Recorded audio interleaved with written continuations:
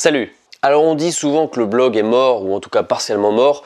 C'est vrai qu'il y a eu une sorte de mini-bulle internet, notamment liée au blogging il y a quelques années de ça. Il y a même eu pléthore de formations qui se sont faites pour notamment aider les gens à monétiser leur blog, à créer leur blog, notamment via WordPress. C'est vrai qu'à l'époque, il y a quelques années, il y avait quasiment autant de formations pour faire du blogging que de blog. Il y a aussi certains domaines qui ont été touchés, je pense notamment aux blogs de voyage, et là il y avait quasiment autant de blogs de voyage que de voyageurs. Donc cette bulle a un petit peu explosé il y a quelques années. Il reste toujours bien sûr des niches à exploiter, mais c'est beaucoup plus difficile qu'il y a 5 ou 6 ans. Cependant, à l'ère du tout numérique et de l'arrivée de l'intelligence artificielle, eh bien, il y a de plus en plus de startups et d'entreprises qui se créent tous les jours, et bien sûr chaque entreprise a besoin d'un site internet et besoin de référencement, de référenceurs. Donc le SEO et notamment le métier de Search Engine Optimizer est toujours un métier qui a le vent en poupe et qui est recherché, en tout cas les compétences sont toujours recherchées par les entreprises. C'est pour ça que dans les vidéos qui vont suivre, je vous parlerai de SEO et des bonnes pratiques à suivre ou à ne pas suivre, et aujourd'hui on va voir 16 astuces pour améliorer son SEO. C'est parti. Numéro 1. Alors il y a de nombreux articles liés au SEO qui disent qu'il faut un nombre important de mots, en tout cas un nombre minimum. Alors si certains plugins WordPress, notamment je pense à Yoast, le plus connu, préconisent minimum 300 mots, autant dire que 300 mots, on va pas se faire référencer avec 300 mots. Donc certains experts préconisent minimum 1500 mots, voire entre 2000 et 4000 mots. Puisque selon certaines études, sur la première page des résultats de Google, les pages les mieux classées, ont ce nombre de mots en tout cas de plusieurs milliers. Et ça montre à l'internaute et à Google qu'on se pose comme spécialiste et non pas juste en sortant un article bidon de 300 mots totalement générique. Numéro 2. La deuxième astuce, ça va être d'optimiser son maillage interne, notamment avec les liens internes et externes. Notamment internes, alors on dit qu'il ne faut pas plus de 5 liens internes sur une même page, sur un même article. Donc quand je dis lien interne, c'est un lien sur votre article vers une autre page de votre site. Et ça, il en faut au maximum 5 par page. Je parle du contenu de l'article. Bien sûr, les menus ne sont pas pris en compte parce qu'il y a des liens dans les menus. Mais ça, les menus sont automatiquement détectés par Google ou par le moteur de recherche en tant que menu. Donc pas besoin de s'inquiéter là-dessus. Et il y a sur un site une ligne imaginaire qu'on appelle ligne de flottaison. En gros, c'est une ligne en dessous de laquelle on ne peut pas voir le contenu, ce qui est en dessous, sans scroller la page. Et donc une bonne pratique serait de mettre la majorité de ces liens internes au-dessus de cette ligne de flottaison, puisqu'apparemment une majorité d'internautes ne prendra même pas la peine de scroller et se contenterait de rester au-dessus de cette ligne de flottaison. Donc les liens et les encres à mettre si possible au-dessus de cette ligne. Je rappelle que les encres, c'est le petit texte qui apparaît et qui est visible, pas l'URL. Numéro 3. Donc ensuite, il va falloir s'efforcer de faire un contenu, ce que j'appelle shareable, c'est-à-dire partageable. Je dis partageable, mais aussi likable, commentable, etc. C'est de créer l'interaction. Pour ça, il va falloir créer du contenu nouveau, ou en tout cas avec une certaine plus-value, et pas se contenter de recopier. Alors, quand je dis recopier, je parle pas de plagier, mais de s'inspirer directement d'un autre site, d'un autre article, et de reprendre exactement les mêmes idées. Ça, clairement, ça marche plus vraiment, et il faut en permanence apporter des contenus nouveaux qui puissent être partagés. Et vous le remarquez de toute façon, les contenus qui sont directement dupliqués entre guillemets, encore une fois je parle pas de plagiat, mais dont les idées sont clairement inspirées d'un autre article, il n'y a aucune interaction, ils ne sont pas partagés. Donc toujours apporter du contenu nouveau. Numéro 4. Alors ensuite on va pouvoir optimiser les images, notamment y ajouter un nom. Donc avant de mettre votre image sur votre site, c'est bien de la renommer comme ça, plutôt que de la laisser comme ça. On va pouvoir aussi rajouter des mots-clés et la balise Alt qui sert vraiment de balise de référencement pour les images. Alors si vous êtes sur WordPress, c'est ultra simple, tout est prévu et vous allez pouvoir remplir ces champs directement sans intervenir sur le code. Numéro 5.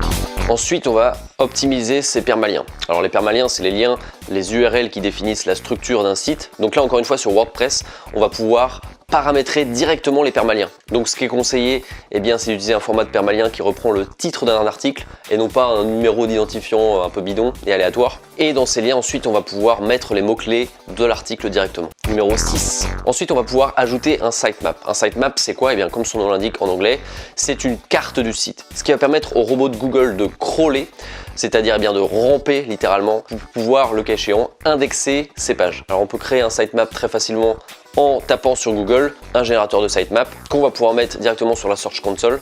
Et encore une fois, WordPress propose des plugins permettant d'intégrer directement un sitemap. Donc c'est la façon un petit peu simpliste. Numéro 7. Alors bien sûr, on va devoir passer par les réseaux sociaux. Les réseaux sociaux n'ont pas un impact direct sur le SEO, étant donné que tous les réseaux sociaux, en tout cas la plupart, notamment Facebook par exemple, ne proposent que des liens en nofollow, c'est-à-dire que tous les liens qui partent de Facebook, votre site web par exemple, sera en nofollow, c'est-à-dire que Google ne prendra pas en compte ce lien. Ce lien sera invisible pour Google. Cependant, les réseaux sociaux constituent une source de trafic non négligeable, donc c'est une sorte de référencement organique indirect. Parce que ça ne contribue pas à améliorer directement le référencement, mais ça va apporter du trafic, donc booster le référencement grâce à ce trafic. Donc les réseaux sociaux, c'est aujourd'hui indispensable. Numéro 8. Alors une petite manip aussi à faire, c'est de passer son site du protocole HTTP au protocole HTTPS. Ce dernier étant le protocole sécurisé, sans rentrer dans les détails. Et apparemment, Google référencerait mieux les sites étant basculés en HTTPS. Donc si votre site est toujours indiqué en HTTP, eh bien, ça va être bien de le basculer en HTTPS. Alors il y a plein de tutoriaux sur internet pour le basculer en HTTPS. Vous pouvez faire appel à quelqu'un. À savoir que c'est pas forcément payant. Il y a beaucoup de sites qui vont vous proposer une sorte de package pour vous le faire. Je sais que moi sur OVH, je suis sur OVH, et bien ça se fait très facilement et c'est gratuit. Donc en principe, vous n'avez pas à payer. Numéro 9. Ensuite, on va pouvoir chercher des backlinks, c'est-à-dire des liens pointant vers son site à soi. Alors il faut savoir que le principe du backlink, c'était la méthode phare, la méthode, le saint graal pour optimiser et référencer son site internet. Ça, c'était valable avant certaines mises à jour de Google. Aujourd'hui, c'est plus le cas parce qu'il y a eu énormément d'abus, notamment des sites qui créent des coquilles vides pour créer des milliers de liens vers leur site. Et donc ça, Google s'en est rendu compte et a pénalisé ces sites-là. Donc aujourd'hui, le poids du backlink est bien moindre par rapport à avant. Il garde tout de même un certain impact, bien sûr, pas forcément négligeable. Alors d'autres anciennes méthodes, plus forcément très à jour aujourd'hui pour créer des backlinks, c'est de se référencer sur les annuaires, mais ça c'est vraiment old school. Sinon, il y a toujours la méthode du guest blogging, c'est-à-dire de créer du contenu sur un autre site, concurrent ou pas, et en échange de cette création de contenu, eh bien, vous aurez le droit à un lien pointant vers votre site. Et bien sûr, encore une fois, la méthode ultime pour créer des backlinks, eh bien, c'est de créer du contenu viral. Voilà, de créer du contenu shareable qui sera partagé. Et si le contenu est vraiment de bonne qualité, eh bien, on aura des backlinks qui se créeront tout naturellement. Numéro 10. Ensuite, on va se charger d'optimiser la balise title. C'est une balise HTML qui correspond au titre d'une page. Et c'est bien de ne pas l'oublier et d'y intégrer ses mots-clés, en tout cas les mots-clés de sa page, de son article. Donc ne pas oublier de remplir cette balise. Et je rappelle qu'une page doit posséder une seule balise title. Numéro 11. Ensuite, on va s'atteler à optimiser la structure de ces articles et de ces pages. Il faut s'imaginer que c'est comme si on faisait une disserte de droit par exemple, quelque chose de très structuré. Et donc la structure HTML se décompose en plusieurs balises de sous-titres, commençons par H1, puis H2, puis H3. H1 correspondant au titre principal, H2 au sous-titre, H3 au sous-sous-titre, etc. Et ça va permettre donc d'aiguiller Google sur la structure de votre site et l'aider à comprendre comment il fonctionne. Donc en général, c'est pas forcément nécessaire d'aller au-delà de la balise H3. En ayant 3 niveaux de balisage, on donne déjà une bonne information de la structure de ces articles à Google. Numéro 12. On va ensuite optimiser ce qu'on appelle la métadescription. La métadescription, ça correspond notamment au texte qui apparaît sur les résultats de Google. Donc ça, si vous êtes sur WordPress, ça peut se faire encore une fois via le plugin Yoast, donc il y a un plugin de SEO, d'optimisation SEO. Donc dans cette métadescription, on va bien sûr penser à intégrer ces mots-clés et il est recommandé de ne pas aller au-delà de 200 mots. Numéro 13.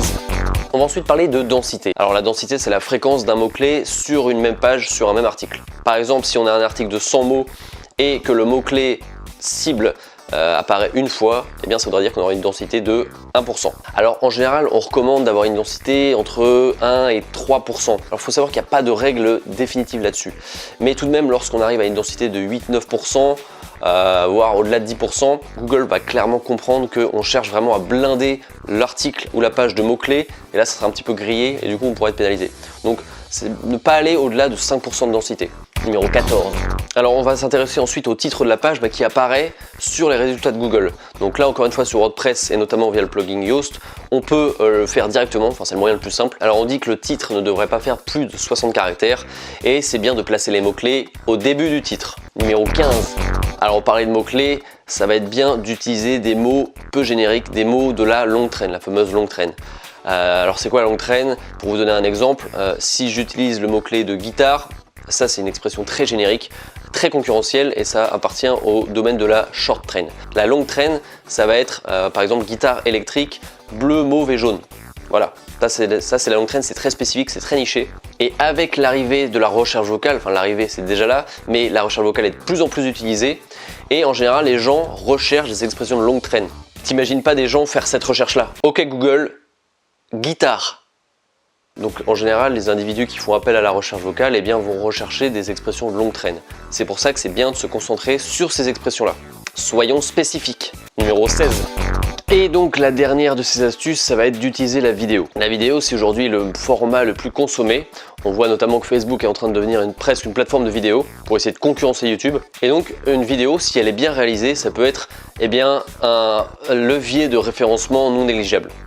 Si en plus vous avez une chaîne YouTube, le fait d'intégrer des vidéos YouTube de votre chaîne YouTube à votre site, va vous permettre de donner du poids à votre chaîne YouTube. Puisqu'à chaque fois que quelqu'un visionnera votre vidéo, même depuis votre blog ou votre site, vous aurez plus un vu de comptabiliser sur votre chaîne YouTube. Donc la vidéo, c'est pas fait pour tout le monde, mais c'est clairement un levier de référencement intéressant. Voilà, on arrive au terme de ces 16 astuces SEO, j'espère que ça vous servira. J'en ferai d'autres vidéos sur le même thème, puisque comme je l'ai dit en début de vidéo, ça a encore aujourd'hui le vent en poupe. Et donc je vous souhaite bon courage, bonne journée, travaillez bien. On se retrouve très bientôt pour une prochaine vidéo. Ciao!